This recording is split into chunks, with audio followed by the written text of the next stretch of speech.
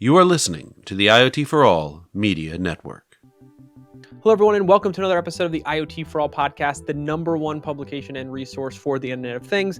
I'm your host, Ryan Chacon, and on today's episode, we have a fantastic guest. We have the VP of Experience Engineering at Blues Wireless, Brandon Satrom, here to talk about a lot of very exciting things. To give you a little background on Blues Wireless, for those of you who may be not familiar, they are an industrial Internet of Things company focused on making embeddable wireless smart sensor infrastructure and software to enable the mass digitalization of commercial products.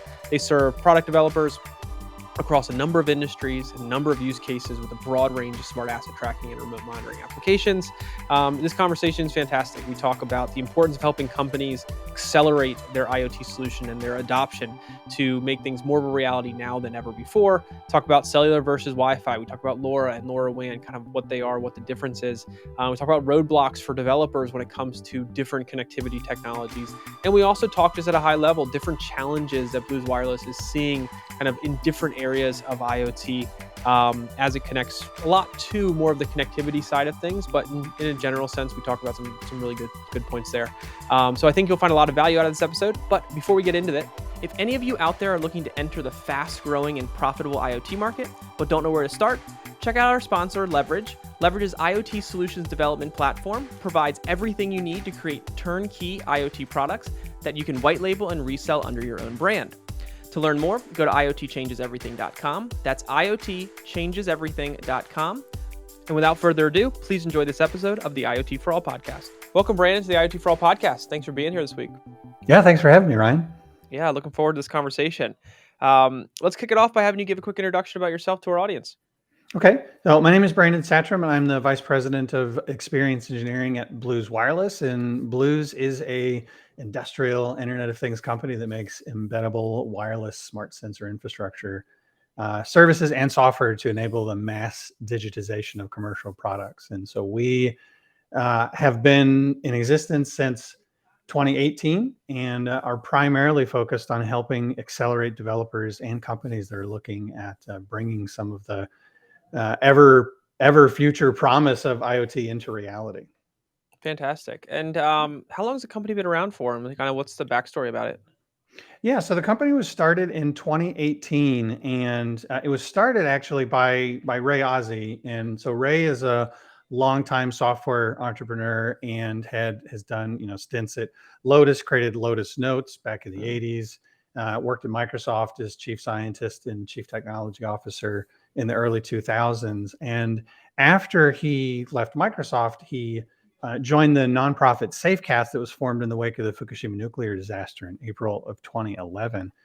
And as a result of working with that team, he joined primarily to help them on the cloud side because it was just sort of at the end of his time working, incubating the Azure project. But he also got really deep into the hardware side of things as well, and really learned firsthand how painful bringing an IoT product to market can be. The ultimate goal of the team was to build a radiation detection system that you could drop into the exclusion zone in Fukushima and only have access to once a year.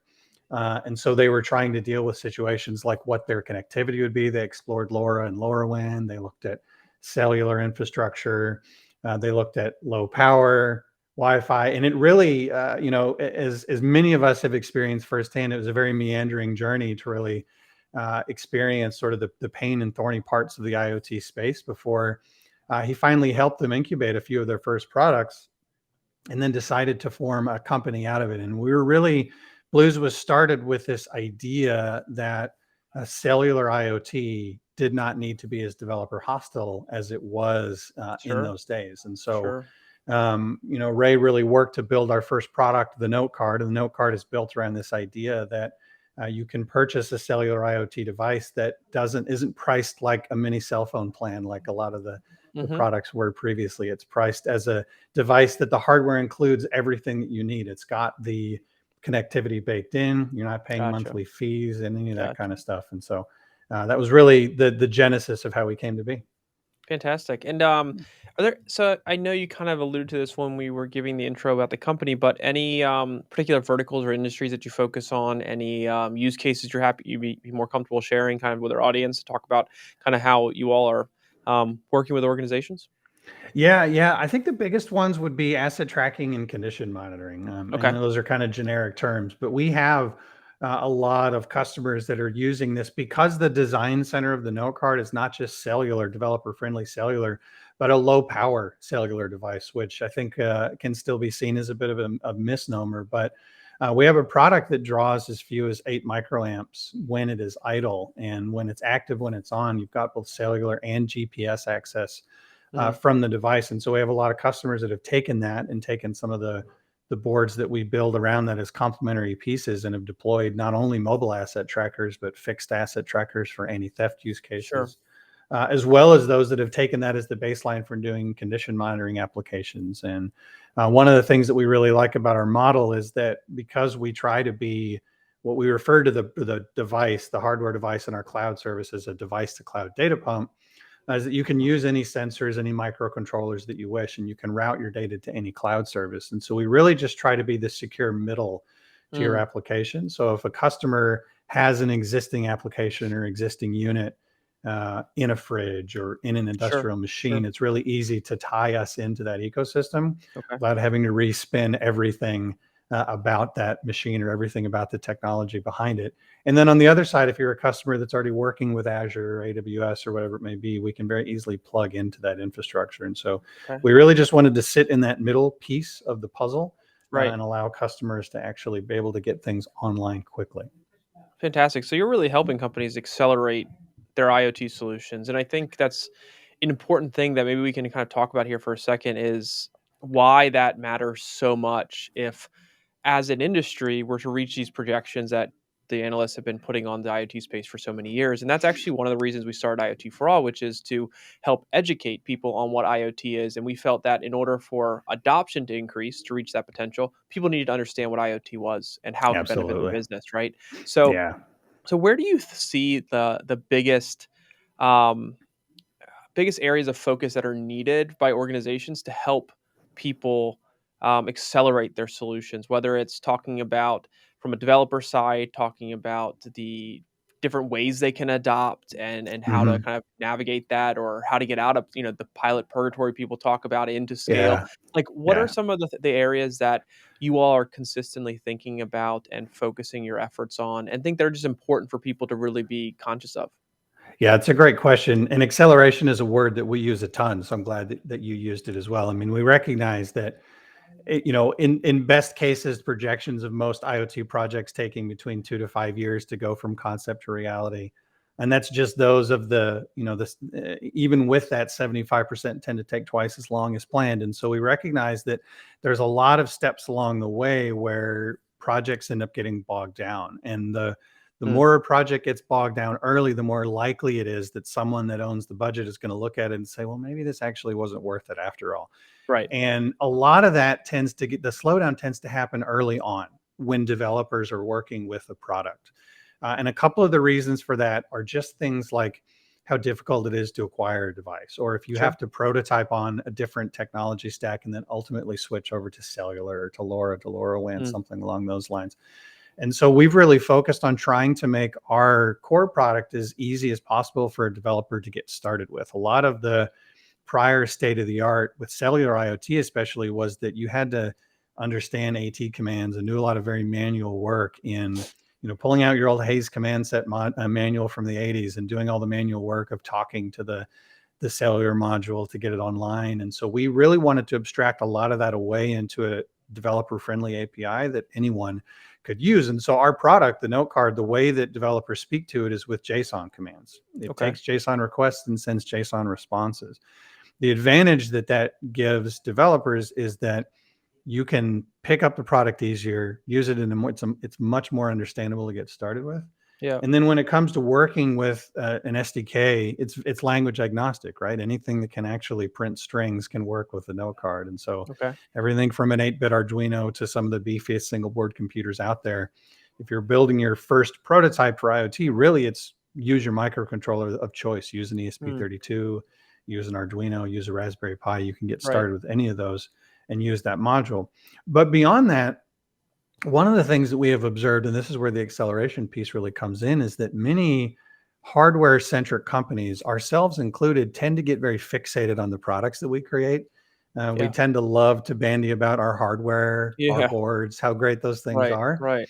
And when a developer or when a product owner comes to our site or another company's site, they're really trying to solve a problem. They want to see a solution. Yeah. They don't have the same fixation on hardware that we tend to.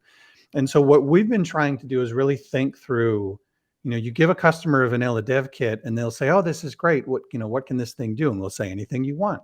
Right. And then they'll turn around and say, "Okay, can I use it to monitor shipment containers?" And we'll say, "Yeah, absolutely, you can."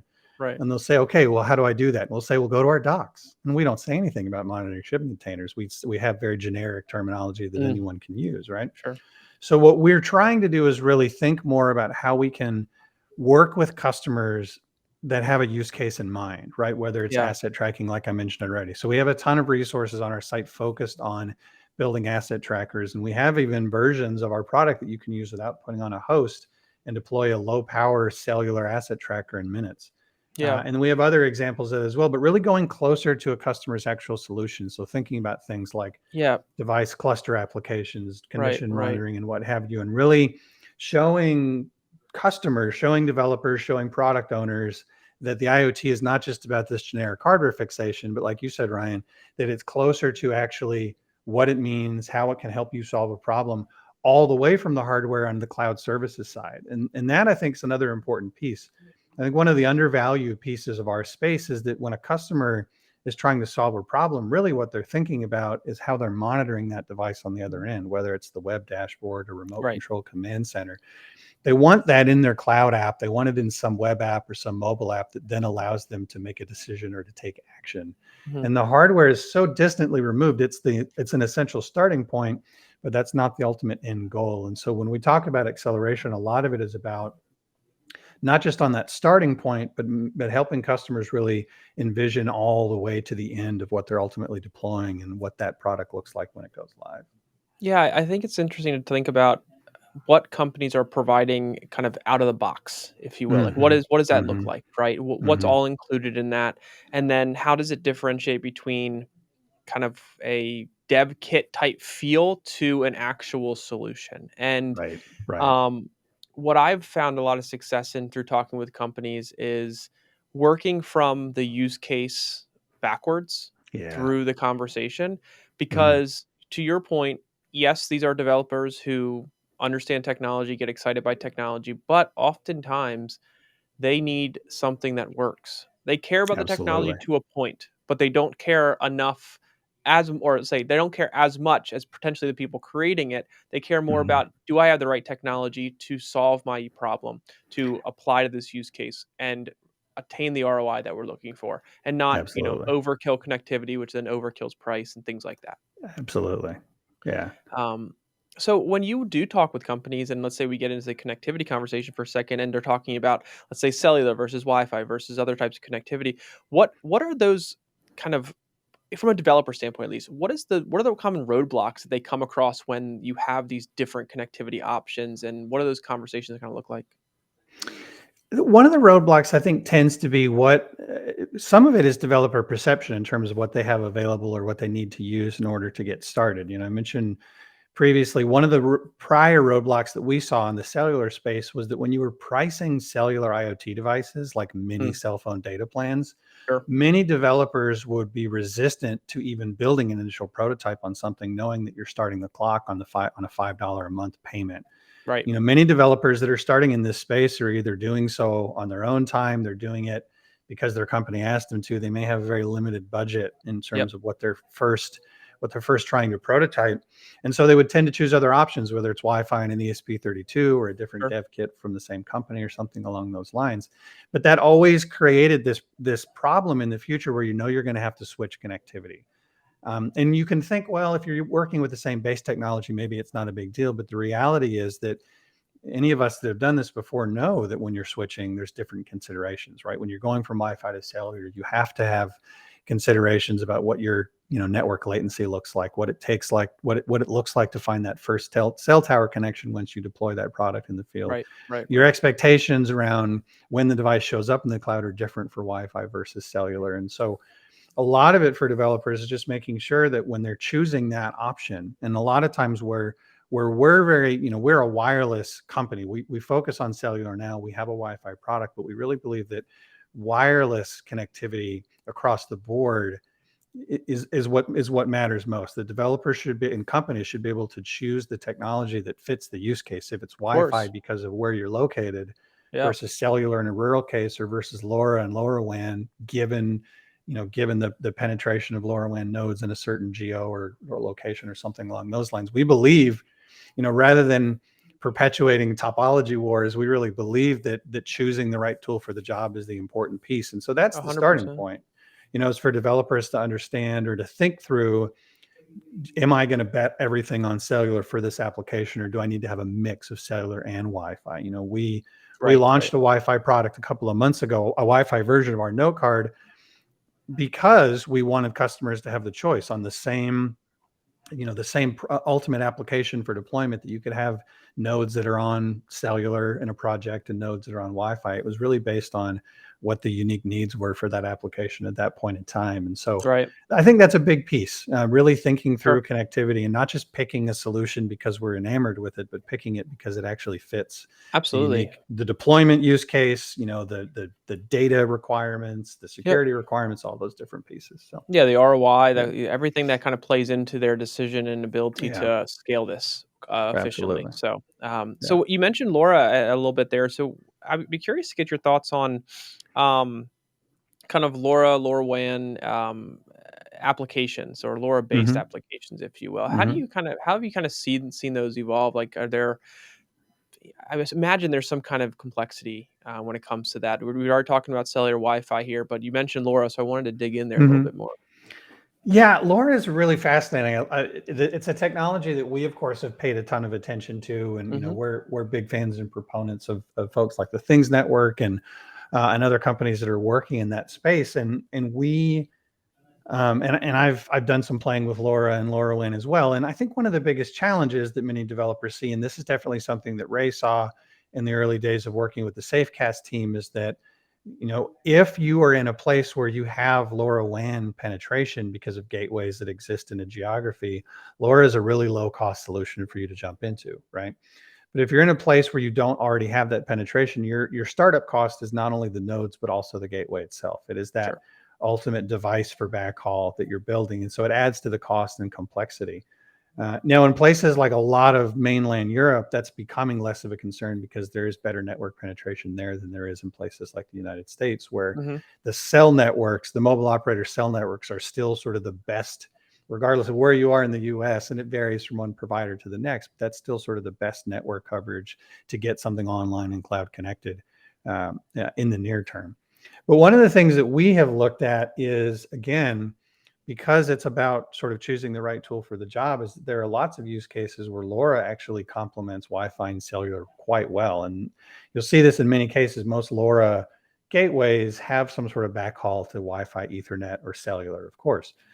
That's the thing that gets the ultimate application online. And so we're actually doing this. And I mentioned earlier about accelerating based on use cases. And one of the things that we've been working on in the last couple of months, and we've just are in the early phases of a customer beta on, is a product that we call Sparrow, which is a device cluster application product. It's based around the note card, but it's actually a set of LoRa devices that can actually operate as nodes and ultimately a gateway when connected to the note card.